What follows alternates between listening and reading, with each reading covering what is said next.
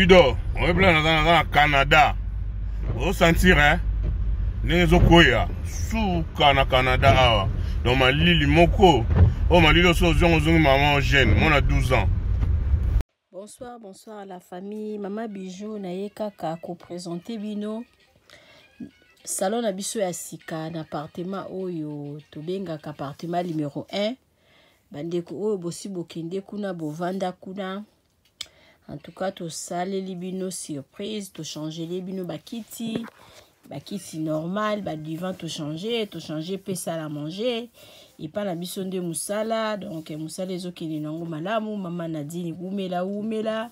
Otala salon na biso ndenge to changer bakiti, to changer libino pe sala manger. Ndako bozomo ezali chambre salon cuisine. Et comme kapé 2 chambres salon cuisine.